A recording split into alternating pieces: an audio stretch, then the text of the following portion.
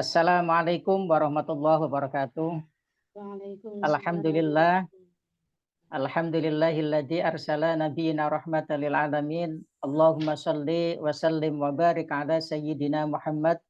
Arsalahullahu bidinil haqqi liyudhhirahu 'ala ad-dini kullih wa 'ala alihi wa dzurriyyatihi wa ashabihi amma ba'du.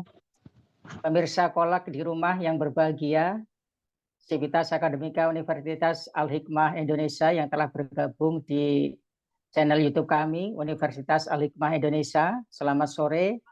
Syukur Alhamdulillah kehadirat Allah Subhanahu wa Ta'ala, di sore hari ini kita bisa berjumpa kembali dalam kajian Kolak Kurma, kajian aktual online keutamaan Ramadan bersama keluarga besar Universitas Al-Hikmah Indonesia. Mudah-mudahan di sore hari ini di seri yang ke-18, tepatnya yaitu di hari puasa yang ke-24, kita masih dalam perlindungan Allah Subhanahu wa Ta'ala, dan di sore hari ini kita bisa sama-sama bertolakul ilmi, mengisi kegiatan Ramadan di sore hari ini. Shalawat beserta salam kita aturkan kepada junjungan kita baginda Nabi Muhammad SAW, baginda Nabi yang telah menyinari umat manusia dengan mutiara akhlaknya, dan mudah-mudahan kelak di yaumil qiyamah kita mendapatkan syafaatnya. Amin ya rabbal alamin. Pemirsa Kolak Kurma, Sivitas Akademika Universitas Al-Hikmah Indonesia, dan pemirsa yang sudah bergabung di live YouTube kami, selamat sore.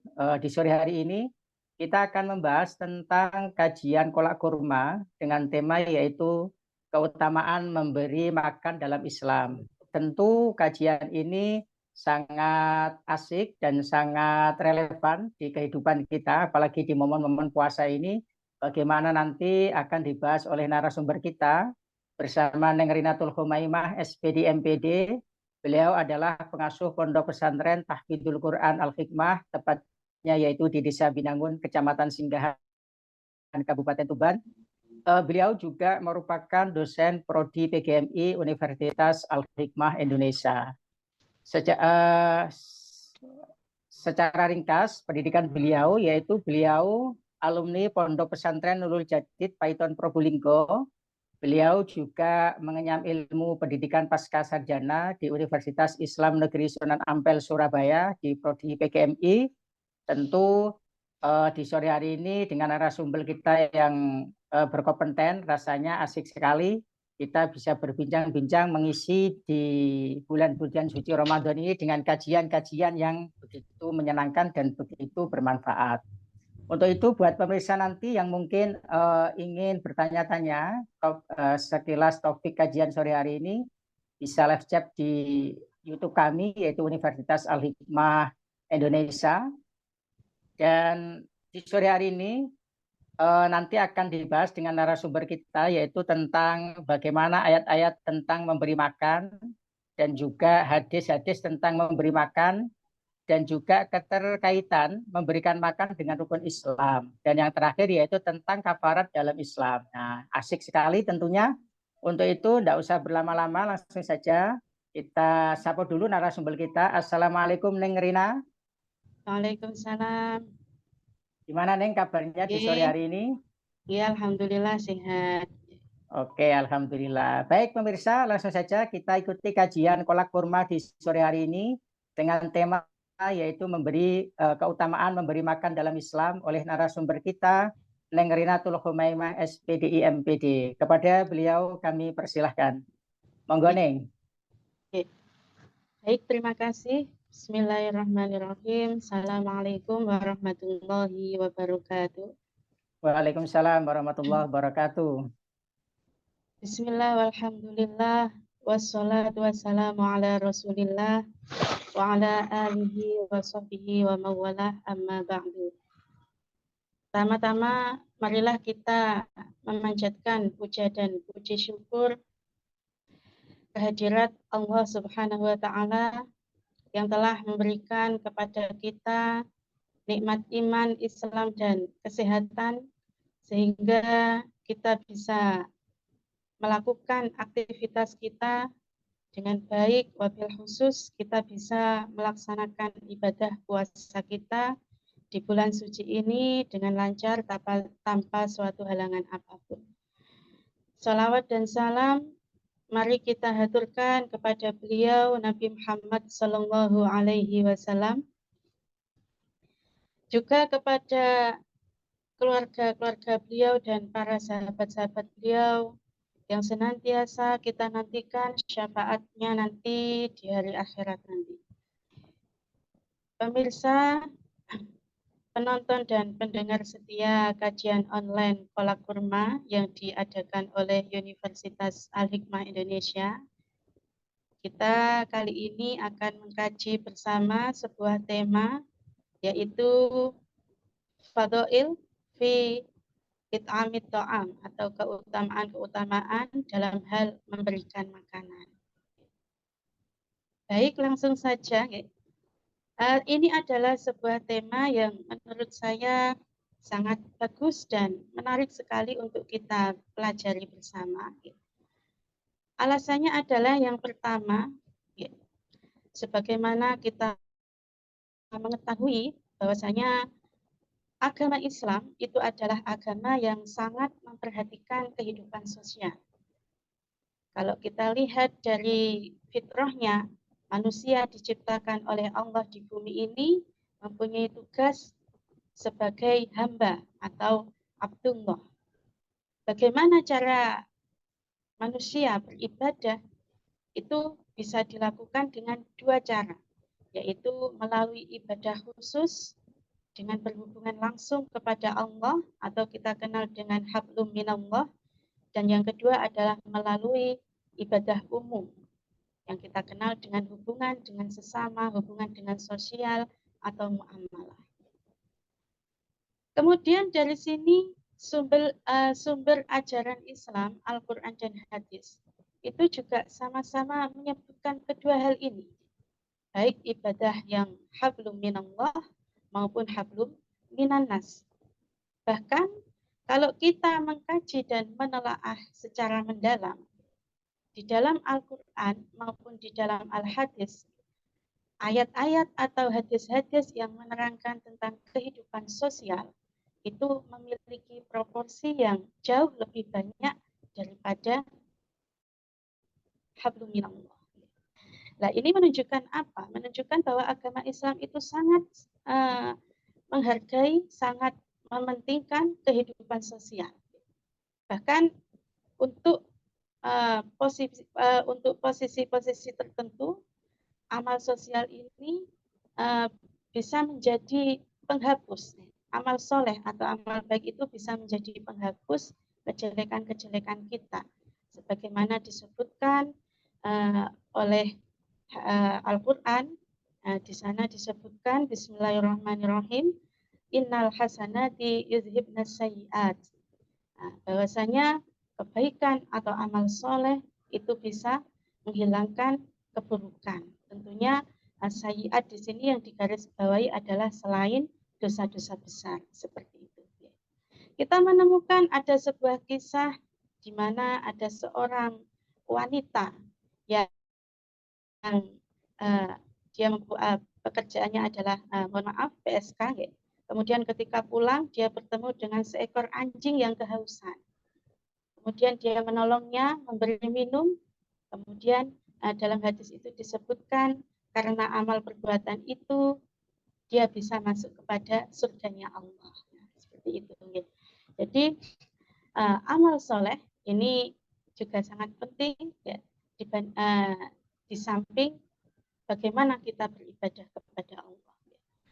Kemudian kaitannya dengan kehidupan sosial, kita melihat di lingkungan masyarakat kita ini masih banyak sekali fenomena kemiskinan. Kaum du'afa, kaum fakir miskin masih banyak sekali di sekitar kita. Dalam agama Islam, kemiskinan ini merupakan sebuah problem yang harus dientaskan. Nah, seperti itu. Karena Al-Quran atau agama Islam memandang bahwa kemiskinan ini adalah sebuah problem yang harus dientaskan, tentunya sudah ada jawaban bagaimana caranya untuk menyelesaikan masalah ini. Ya. Itu sudah disebutkan banyak sekali di dalam Al-Quran maupun di dalam Al-Hadis. Ya. Salah satu cara kita membantu kepada mereka, kaum du'afa atau fakir miskin, itu adalah dengan memenuhi kebutuhan pokok yang bisa menyongsong mereka untuk melanjutkan kelangsungan hidup. Salah satunya adalah dengan memberi makan atau it'amut ta'am. Nah, di sini yang akan kita kaji ya. Kemudian selain di dalam ayat-ayat Al-Quran dan hadis itu disebutkan banyak sekali yang menganjurkan tentang it'amut ta'am. Ya. Kalau kita menelaah lebih jauh lagi, ya, rukun Islam itu juga memiliki keterkaitan yang sangat erat dengan it'amut ta'am, yakni sholat, zakat, puasa, dan haji. Itu nanti kalau kita menelaah paling bawah adalah it'amut ta'am. Ya. Jadi seperti itu, Pak Afid, ya. Kita langsung kepada kajian yang pertama, yaitu tentang ayat-ayat Al-Quran yang menjelaskan tentang it'amut ta'am. Nah, ini banyak sekali, ya, banyak sekali di dalam Al-Quran. Kalau disebutkan semua, waktunya tidak cukup. Ya. Kita masuk kepada ayat yang pertama, Al-Baqarah ayat 177. Bismillahirrahmanirrahim. Ya. Laisal birra an tuwallu wujuhakum qibalal masyriqi wal maghribi walakinnal birra man amana billahi wal yawmil akhiri wal malaikati wal kitabi wan nabiyyin. Di sini disebutkan bahwasanya kriteria seseorang yang baik atau yang bertakwa di dalam agama Islam, itu yang pertama disebutkan adalah man amana billahi wal yaumil akhiri wal malaikati wal kitabi wan nabiyyin. Jadi mereka yang beriman kepada Allah, hari akhir, malaikat, kitab-kitab Allah, dan para nabi-nabi Allah. Ini adalah golongan yang pertama. Kemudian kita lanjut pada kalimat ayat selanjutnya adalah wa atal mala ala hubbihi zawil qurba wal yatama wal masakin wabnas sabili wasailina wa fil riqab. Dan ini adalah golongan kedua. Nomor urut yang kedua itu adalah mereka yang memberikan harta mereka yang dicintainya kepada sanak famili, anak yatim, orang miskin, ibnu sabil, orang yang meminta-minta, dan juga wafir riqab. Nah, ini. Jadi kedudukan takwa yang pertama adalah beriman, kemudian yang kedua adalah memberikan sebagian harta kita kepada orang yang membutuhkan. Nah, seperti itu. Ya. Kemudian kita lanjut lagi ke ayat yang selanjutnya, wa aqamas sholata wa ataz zakah. Nah, ini adalah tingkatan yang selanjutnya, yaitu mendirikan sholat dan menunaikan zakat. Nah, di sini kita telaah, ya. Wa atal mala itu diletakkan sebelum aqamas sholat wa ataz zakah. Nah, dari sini kita bisa menyimpulkan bahwasanya it'amut ta'am itu memiliki kedudukan yang tinggi, yang penting, bahkan berada di atas menunaikan sholat. Kita lanjut ke ayat selanjutnya, wal mufuna bi ahdihim idza ahadu, yaitu orang-orang yang menepati janji mereka ketika mereka berjanji. Wasabirina fil ba'sa'i wadh-dharra'i wa hinal bas, dan juga orang-orang yang sabar ketika ditimpa oleh musibah. Ulaikal ladzina shadaqu wa ulaika humul muttaqun. Al-ayah. Jadi di sini kita bisa menyimpulkan bahwasanya it'amut ta'am itu memiliki kedudukan yang lebih tinggi kalau dilihat berdasarkan urutan yang disebutkan dalam ayat ini. Dia menempati posisi yang kedua di atas aqamas shalah. Seperti itu. Kemudian ayat yang selanjutnya saya ambil dari surat Al-Baqarah ayat 254. Kita baca, bismillahirrahmanirrahim. Ya ayyuhalladzina amanu anfiqu mimma razaqnakum min qabli ayyatiya yaumul la bay'un fihi wala khullatu wala syafa'ah wal kafiruna humuz zalimun. Jadi di sini, wahai orang-orang yang beriman, ya ayyuhalladzina amanu, wahai orang-orang yang beriman. Jadi Allah memanggil secara khusus orang-orang yang beriman. Anfiku, mereka dipanggil untuk infak. Anfiku mimma razaqnakum min qabli ayyatiya yaumul la bai'un fihi wala khullatu wala syafa'ah. Allah memanggil orang yang beriman, dipanggil untuk berinfak, bukan dipanggil untuk melakukan sholat. Nah, ini juga menunjukkan bahwasanya it'amut ta'am itu memiliki kedudukan yang tinggi di dalam agama Islam. Nah, memang di situ kalimatnya adalah anfiku, infak. Kalimatnya umum. Tapi kalau kita melihat definisi dari infak, nah di sana infak bisa dalam bentuk materi, juga dalam bisa bentuk makanan, seperti itu. Kemudian kita lanjut lagi ke ayat yang selanjutnya. Kita ambil surat Al-Ma'un. Bismillahirrahmanirrahim. Ara'aital ladzi yukadzibu biddin. Ara'aital ladzi, tahukah kamu yukadzibu biddin?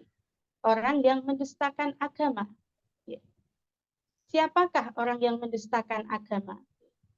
Fadzalikal ladzi yad'ul yatim. Fadzalika, ini adalah isim isyarah yang menunjukkan makna sangat jauh. Fadzalikal ladzi yad'ul yatim, maka itulah orang yang menghardik anak yatim. Wala yahuddu ala ta'amil miskin, dan tidak mengajak memberi makan kepada orang miskin. Nah, ini ayatnya lebih gamblang lagi. Jadi kewajiban untuk memberi makan itu bukan hanya tanggung jawab si kaya, tapi mereka yang tidak kaya, yang tidak berpunya, juga mempunyai kewajiban. Bagaimana? Mereka tidak bisa memberi makan, tapi setidaknya tidak boleh menghalang-halangi orang untuk memberi makan kepada orang miskin. Wala yahuddu ala ta'amil miskin. Seperti itu. Kemudian kita ambil lagi ayat selanjutnya dalam surat Az-Zariyat ayat 19. Wa fi amwalihim haqqul lisa'ili wal mahrum. Dan pada wafi amwalihim, dan pada harta benda mereka, hakun, ada hak lisa'ili, untuk orang miskin yang meminta, wal mahrumi, dan orang miskin yang tidak meminta. Jadi fenomena di sekitar masyarakat kita, ada orang itu miskin, tapi dia itu tidak menampakkan kemiskinannya karena menjaga kehormatan atau ta'afuf, iffah. Nah, itu yang dimaksud dengan al-mahrum. Wa fi amwalihim, jadi dalam sebagian harta kita itu ada hak yang harus diberikan kepada orang miskin yang meminta dan orang miskin yang tidak meminta-minta. Nah, ini adalah sebuah dorongan kepada kita, sebuah dorongan untuk memiliki sikap kepedulian sosial kepada kaum fakir miskin. Kemudian kita lanjut lagi kepada surat Al-Mudaththir ayat 42 sampai ayat 44. Nah, ini lebih jelas lagi perintahnya. Bismillahirrahmanirrahim. Ma salakakum fi saqor. Ma salakakum. Apa yang menyebabkan kamu fi saqor, masuk ke dalam neraka saqor? Qalu, mereka menjawab, lam naku minal musallin. Dahulu kami tidak termasuk orang-orang yang melaksanakan sholat. Walam naku nut'aimul miskin. Dan kami juga tidak memberi makan orang yang miskin. Nah, ini perintahnya, ayatnya lebih jelas lagi hitopnya. Nah, sini kalau kita perhatikan, masalakakum fi saqor, qalu. Qalu, yang menjawab ini adalah orang yang beriman, bukan mereka yang tidak beriman. Orang yang beriman menjawab, dahulu kami tidak termasuk orang yang melaksanakan sholat dan kami tidak memberi makan kepada orang miskin. Jadi disandingkan antara sholat dengan ta'amul miskin. Seperti itu. Nah, ini di antara beberapa ayat-ayat di dalam Al-Quran yang menerangkan tentang harta dan menganjurkan kita untuk menyisihkan sebagian harta kita. Nah, ketika kita menelaah ayat-ayat tadi, kita bisa mengambil kesimpulan bagaimana Islam itu sangat mempedulikan kaum fakir miskin, bahkan disebutkan di sana ayat tentang it'amu to'am itu banyak sekali, banyak sekali ya. Nah, kemudian kita langsung masuk ke dalam hadis-hadis yang menjelaskan tentang it'amu to'am, juga banyak sekali di sana. Kita ambil yang pertama, adalah hadis dari Abdullah bin Amr bin As radhiyallahu anhuma, anna rajulan sa'alan Nabi. Suatu ketika datang seorang laki-laki yang bertanya kepada Rasulullah Shallallahu Alaihi Wasallam. Dia bertanya, ayul islami khairun. Jadi bertanya, Islam bagaimanakah yang baik? Kalau saya adalah seorang muslim, bagaimana saya menjadi muslim yang baik? Seperti itu. Qala, Nabi menjawab, beliau menjawab, tut'imut ta'am. Kamu memberi makan. Nah, ini diletakkan pada awal, diletakkan pada jawaban yang pertama. Kemudian jawaban yang kedua adalah wa taqra'us salam alaman arafta wa man lam ta'rif, dan mengucapkan salam kepada orang yang kamu kenal dan juga orang yang tidak kamu kenal. Hadis riwayat Bukhari Muslim. Ketika it'amut to'am dalam hadis Nabi ini diletakkan kepada jawaban beliau yang pertama, ini menunjukkan bahwasanya it'amut to'am itu memiliki posisi atau kedudukan yang sangat penting, sangat baik, dan sangat istimewa di dalam agama Islam. Kalau kita melihat hadis lain, ada lagi hadis yang menyatakan bunyinya hadis riwayat Bukhari, laisal mu'minul ladzi yashba'u wa jaruhu ja'i'un ila jambi. Jadi tidak sempurna keimanan seorang yang mana dia itu tidur dengan kenyang sementara di sekitarnya ada tetangga yang tidur dalam keadaan kelaparan. Laisal mu'min, tidak sempurna keimanan. Nah, jadi ini memiliki keterkaitan dengan hadis ini. Ayul islami khairun, Islam yang baik itu yang bagaimana? Jawabannya sederhana sekali. Dijawab dengan tut'imut to'am, bukan dengan jawaban sholat sampai 1000 kali, bukan. Bukan dengan jawaban puasa bertahun-tahun, bukan. Tapi jawaban beliau adalah tut'imut to'am, memberi makan. Nah, ini adalah sebenarnya hal yang sangat sepele ya, bisa dilakukan dengan mudah. Kemudian hadis selanjutnya,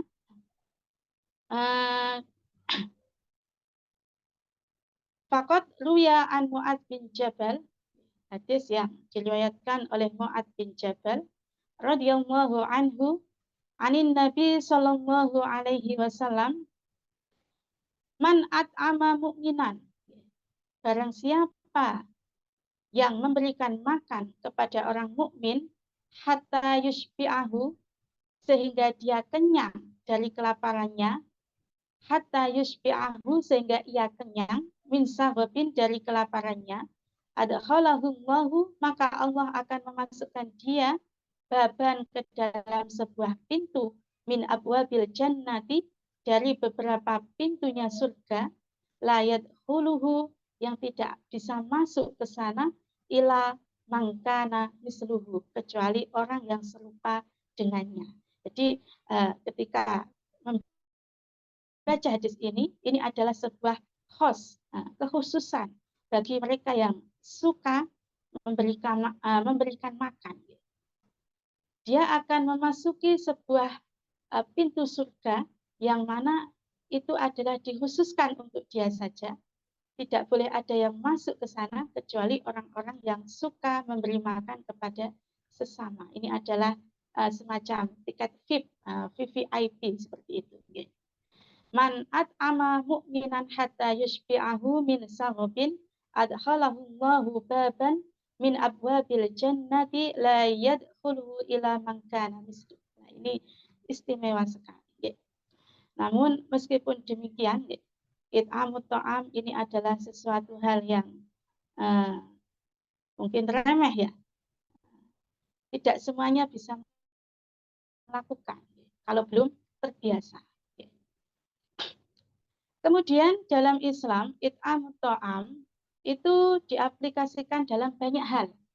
Yang pertama adalah zakat, kemudian yang kedua adalah lewat sedekah, yang ketiga bisa lewat infak, kemudian ada lagi hadiah, dan seterusnya. Masing-masing memiliki definisi yang tersendiri, tapi terkandung di dalamnya baik itu zakat, sedekah, maupun infak, itu di sana adalah sesuatu yang diberikan kepada fakir miskin, orang yang tidak berpunya untuk melangsungkan kehidupan mereka. Setelah kita mengkaji ayat-ayat dan hadis tadi, ternyata kalau dikaitkan dengan rukun Islam yang 5, it'amut ta'am itu juga ada keterkaitannya. Jadi rukun Islam jumlahnya 5, syahadat, sholat, puasa, zakat, dan menunaikan haji bagi yang mampu. Kalau syahadat itu adalah rukun Islam yang sifatnya adalah i'tiqadi atau keyakinan. Yang mana yang punya keterkaitan dengan it'amut ta'am, yaitu sholat, puasa, zakat, dan haji. Jadi keempat rukun Islam ini mempunyai keterkaitan dengan it'amut ta'am. Sholat, puasa, zakat, dan haji ini adalah rukun Islam yang sifatnya amaliyah atau pekerjaan, dikerjakan oleh orang muslim. Sholat, kita melakukan pekerjaan, badan kita bergerak. Puasa juga demikian, zakat melakukan pekerjaan berupa mengeluarkan sebagian harta. Kemudian menunaikan ibadah haji itu juga merupakan amaliyah. Sholat.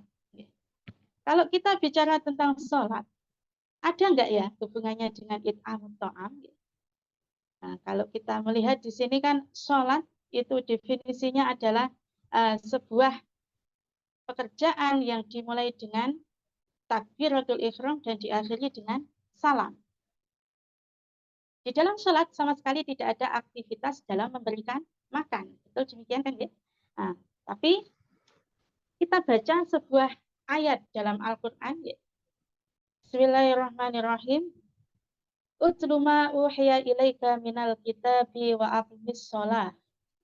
Inna sholata tanha 'anil fahsya'i wal munkar wa la dzikrullahi akbar wallahu ya'lamu ma tasna'un.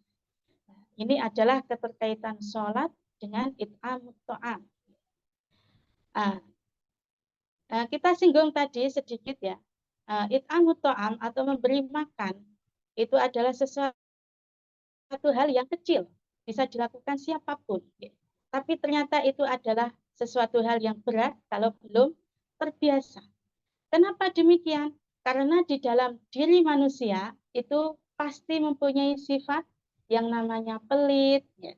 Kemudian kikir, merasa kurang, merasa bahwa harta yang dikumpulkan adalah hasil jerih payahnya sendiri. Seperti itu pasti ada. Ya. Innal insana khuliqa halu'a. Idza massahu syarru jazu'a wa idza massahu khairu manu'an illal musallin. Nah, ini juga berhubungan. Jadi manusia itu pasti mempunyai sifat halu'a. Apa halu'a? Merasa kurang kalau tidak salah. Idza massahu syarru jazu'a, ketika dia ditimpa musibah, uangnya sedikit, nggak dapat pemasukan bulan ini, dia mengeluh. Tapi ketika dia dikasih nikmat berupa harta yang banyak, dia akan menjadi orang yang pelit. Ilal musallin, kecuali orang-orang yang sholat. Nah, jadi keterkaitan di sini adalah sholat. Nah, itu bisa mewujudkan sebuah watak atau menimbulkan sebuah karakter yang mencegah manusia dari sifat-sifat yang melarangnya untuk memberi makan. Seperti itu. Nah, di sini inna sholata, sesungguhnya sholat tanha anil fahsyai, itu bisa mencegah dari perbuatan yang keji, wal mungkari, dan dari perbuatan yang mungkar. Nah, ini sudah jelas sekali ya. Nah, jadi kalau kita sholat pasti bisa mencegah dari perbuatan yang keji dan bisa mencegah dari perbuatan yang mungkar. Kalau dalam ayat yang tadi, innal insana khuliqa halu'a idza massahu syarru jazua wa idza massahul khairu manu'an illal musallin. Nah, itu malah lebih jelas. Tapi kemudian timbul pertanyaan ya, mungkin ya ini pertanyaannya memang lumrah sekali ya. Orang muslim itu semuanya sholat ya. Semuanya sholat. Nah, paling enggak ya sholat ya, pasti sholat. Tapi banyak di antara mereka itu yang pelit banyak, ya. Kemudian yang suka gibah banyak. Artinya apa? Sifat-sifat jelek atau akhlak-akhlak tercela itu ya masih melekat. Ya. Kenapa bisa seperti itu? Ya? Nah, itu adalah pertanyaan. Ya. Ya.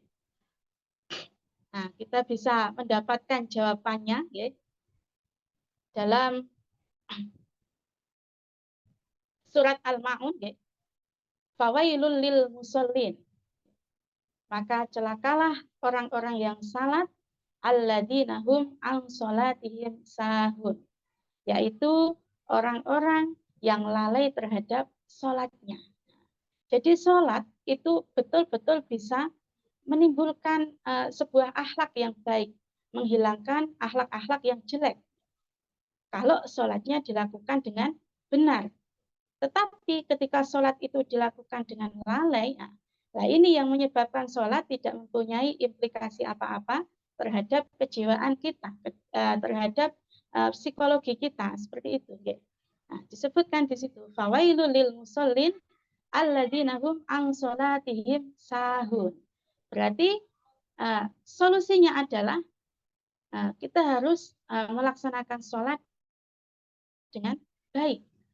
Di sini disebutkan, alladzina hum an salatihim sahun, lalai. Nah, siapakah orang-orang yang lalai itu? Nah, ini juga menjadi muhasabah pada diri kita ya. Mungkin ketika sholat itu tidak mempunyai, tidak berpengaruh, tidak berefek pada jiwa kita ya. Jangan-jangan kita termasuk di antara yang lalai ini. Yang pertama adalah lalai dari sholat itu. Yang pertama ini diambil, saya ambil dari tafsir Ibnu Katsir. Yang pertama adalah lalai tidak mengerjakan sholat. Jadi sholatnya bolong-bolong.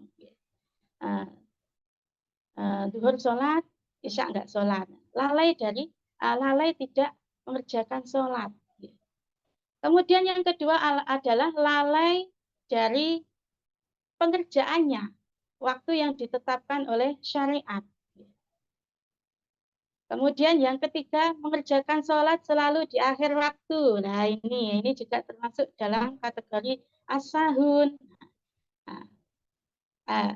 Yang ketiga ini juga bisa menyebabkan sholat itu kualitasnya tidak berpengaruh apa-apa pada kejiwaan kita.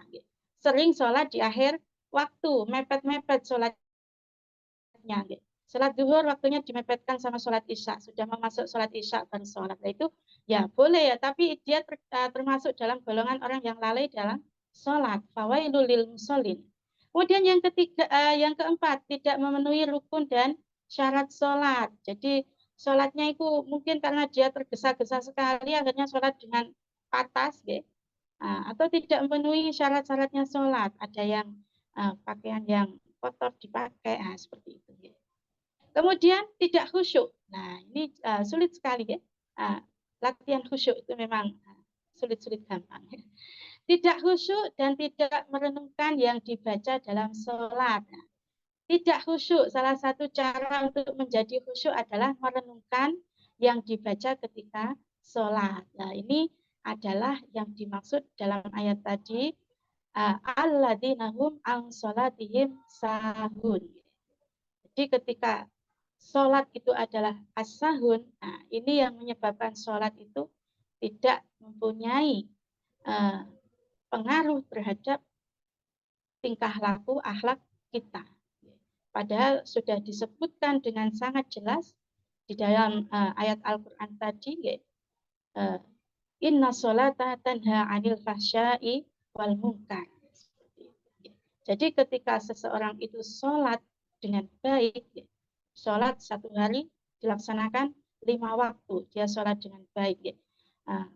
Ini akan berpengaruh pada menghilangkan sifat-sifat yang tadi, yang mencegah seseorang untuk menjadi pelit, bakhil, dan sebagainya. Nah, ini adalah keterkaitan sholat dengan it'amut ta'am. Jadi dia itu membersihkan jiwa dari sifat-sifat pelit, bakhil, dan seterusnya. Kemudian yang kedua adalah rukun Islam puasa. Puasa itu juga ada kaitannya dengan it'amut ta'am.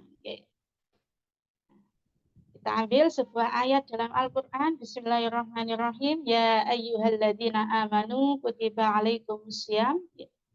Kama kutiba alal ladzina min qablikum la'allakum tattaqun. Jadi kita diperintahkan untuk mengerjakan puasa, yang mana puasa itu sebenarnya juga sudah dilakukan oleh umat-umat terdahulu kita, dengan tujuan supaya kita menjadi orang yang bertakwa. Kemudian lanjut ke ayat selanjutnya, ayyaman ma'dudat faman kana minkum ayyaman ma'dudat faman kana minkum maridun aw ala safarin fa'iddatum min ayyamin ukhra. Jadi ketika kita sakit atau dalam perjalanan, kita boleh menggantinya pada hari yang lain. Wa 'alal ladzina yutiqunahu fidyatun ta'amu miskin. Dan untuk orang yang tidak bisa mengerjakannya karena usia lanjut, sakit yang tidak diharapkan kesembuhannya, itu diganti dengan cara membayar fidyah. Fidyah itu adalah memberi makan kepada orang miskin. Nah, di sini nampak keterkaitan antara puasa dengan it'amut ta'am. Jadi ketika puasa kita tidak bisa melaksanakannya karena suatu udzur yang dibolehkan, itu diganti dengan fidyah, yang mana fidyah itu adalah memberi makan. Jadi kaitannya di situ. Kemudian keterkaitan lagi adalah ketika kita melaksanakan puasa, kita bisa ikut merasakan bagaimana rasanya lapar, bagaimana rasanya haus, seperti yang dirasakan oleh teman-teman kita yang du'afa, yang kekurangan. Nah, ini adalah keterkaitan puasa dengan it'amut ta'am. Kemudian rukun Islam yang selanjutnya adalah zakat. Kalau zakat ini sudah pasti jelas ada kaitannya dengan it'amut ta'am. Apalagi zakat fitrah ya. Nah, kita ambil sebuah hadis Nabi, syahrul Ramadhana mu'allakun bainas sama'i wal ard la yurfa'u ila bi zakatil fitri. Jadi seperti saat ini kita menjalankan ibadah puasa sebulan penuh, ya. Kemudian ketika sudah selesai, amal ibadah itu digantung antara langit dan bumi, tidak langsung diterima. Tergantung, jadi mengambang di antara langit dan bumi, yang tidak akan diangkat atau tidak akan diterima kecuali dengan menunaikan zakat fitrah. Nah, ini adalah keterkaitan dengan it'amut ta'am. Jadi ketika puasa 1 bulan penuh ditutup dengan it'amut ta'am, zakat fitrah. Tentunya ini bagi yang mampu. Kemudian yang hadis yang kedua,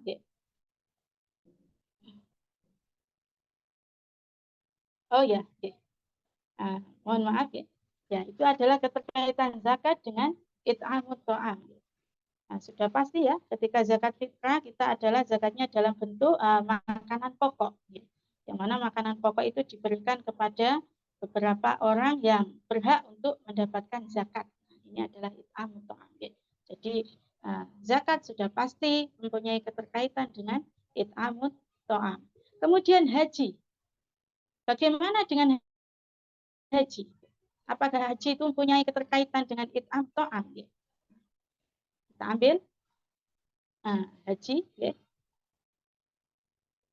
Sebuah ayat Al-Quran, ya, potongan ayat, ya, karena itu panjang yang saya sebutkan. Bismillahirrahmanirrahim. Fa'in usirtum famastaisara minal hadi. Jadi ketika kita melaksanakan ibadah haji, kemudian kita terhalang, ya, tidak bisa melaksanakannya karena ada sesuatu hal, ya, itu diganti dengan hadyu, diganti dengan dam, atau diganti dengan fidyah. Jadi ada dam, ada fidyah. Fidyah itu memberi makan kepada orang miskin. Tentunya kalau membahas itu panjang sekali, ya. Jadi nanti mungkin ada pembahasannya sendiri, ya. Jadi ini adalah keterkaitan rukun Islam, sholat, puasa, zakat, dan haji dengan it'amut ta'am. Yang mana ketika kita terhalang, tidak bisa menunaikannya, ya, itu harus diganti dengan sesuatu yang salah satunya adalah it'amut ta'am. Kalau tadi puasa adalah fidyah bagi mereka yang lansia, sakit yang tidak kunjung sembuh. Kemudian zakat itu sudah pasti adalah mengeluarkan makanan. Ya. Kemudian haji juga demikian. Ketika meninggalkan larangan-larangan haji itu juga harus diganti dengan it'amut ta'am. Ya. Seperti itu. Ya.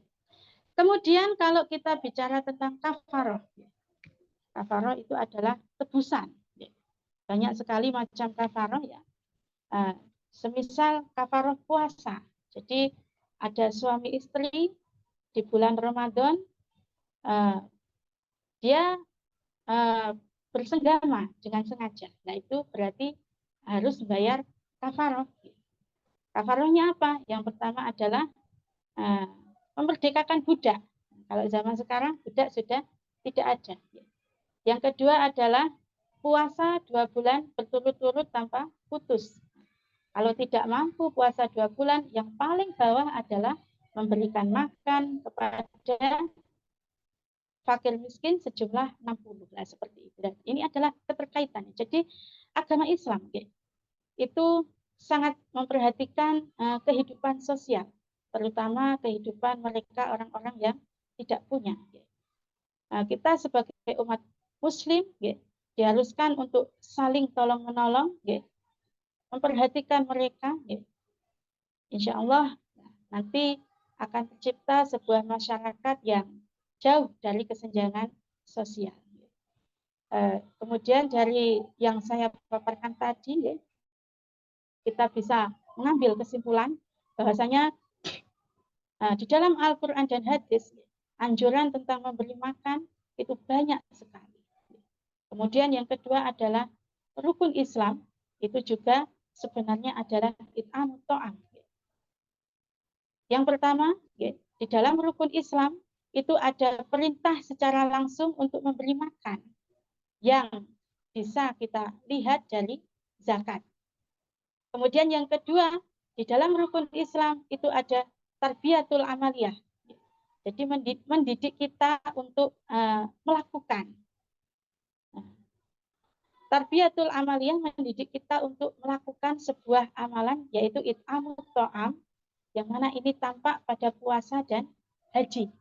Kemudian dalam rukun Islam, sholat itu ada tarbiyatul ruhiyah atau mendidik kejiwaan.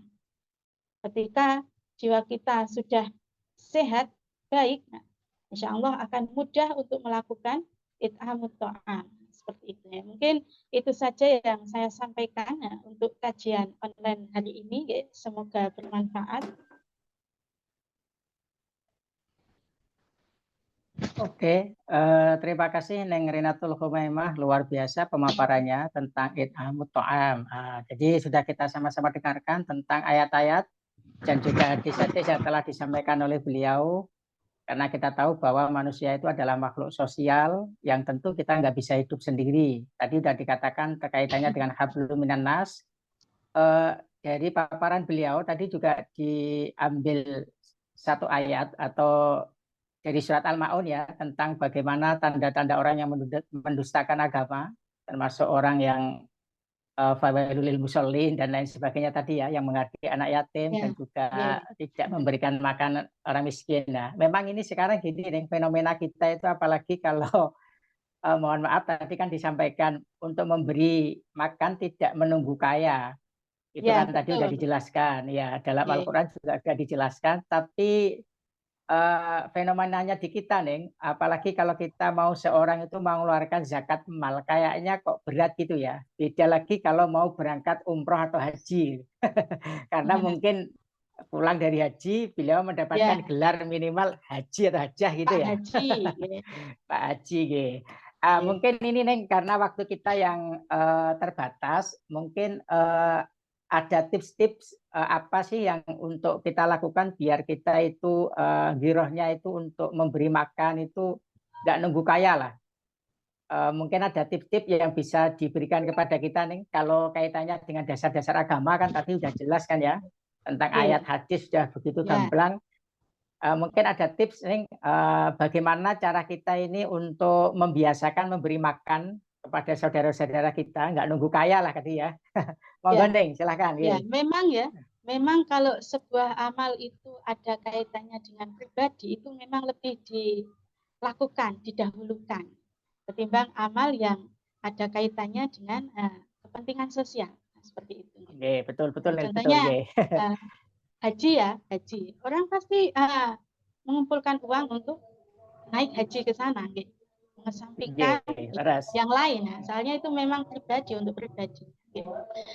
Kemudian kalau tips dari saya ya, memang melakukan sesuatu kebaikan itu tidak bisa langsung-langsungan ya, bahkan harus dipaksa. Contohnya kita untuk bisa terbiasa melakukan sholat tahajud misalnya, kita harus memaksa diri kita untuk melakukan sholat tahajud sampai pada hitungan yang keberapa kalinya ketika sudah terbiasa, nah itu akan mulai jalan dengan sendirinya. Jadi ya tips saya yang pertama adalah mau tidak mau kita harus membiasakan, ya, memaksa diri kita untuk terbiasa it'am to'am.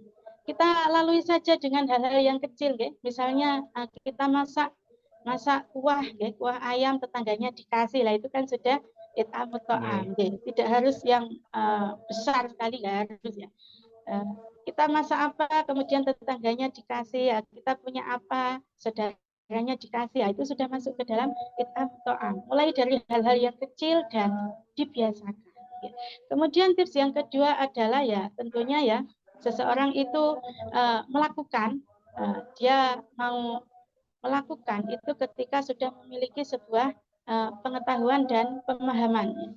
Jadi setidaknya ya kita dengan membaca Al-Quran, ya, membaca hadis, mengikuti majelis-majelis kajian, ya, itu juga bisa untuk mengarahkan kita ke sana. Ketika kita sudah memiliki pengetahuan, pemahaman, ya, nanti kita akan terdorong, oh iya, kalau it'am to'am itu faedahnya seperti ini, ketaamnya seperti ini. Tadi kan ada hadis kalau orang yang memberi makan itu nanti akan dimasukkan ke dalam sebuah surga yang khusus, yang tidak boleh masuk ke sana kecuali orang yang memberi makan, kan seperti itulah. Melalui pengetahuan dan pemahaman ini ya, orang itu bisa tergerak hatinya untuk mengamalkan. Ya.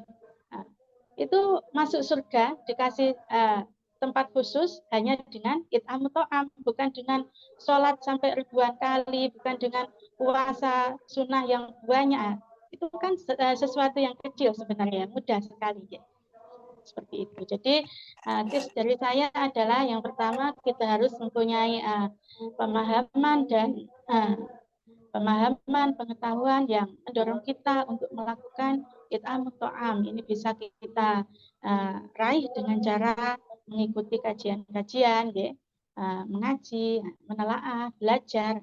Kemudian yang kedua, ya, ketika kita sudah tahu, ya, dipaksa ya sedikit dipaksa dan mulailah dari hal-hal yang kecil di sekitar kita. Contohnya tadi ya, misal kok bancaan. Nah, kalau orang Jawa kan bancaan ya itu ya. Yeah.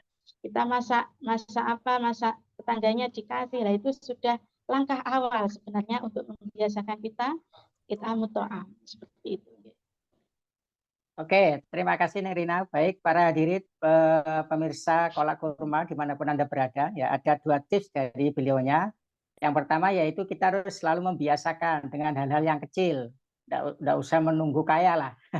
Yang kedua ya dengan kajian-kajian ilmu seperti ini, karena semakin orang itu mendapatkan pengetahuan tentu akan semakin bersemangat dalam menjalankan hal-hal kebaikan. Contoh di sore hari ini saya juga luar biasa, ternyata ada korelasi yang sangat luar biasa ya antara it'amu to'am dengan rukun Islam. Tadi sudah dipaparkan oleh Neng Rina, mulai dari zakat, sholat, puasa, dan lain sebagainya ternyata sangat berkaitan terkait rukun iman dengan it'amu to'am ya.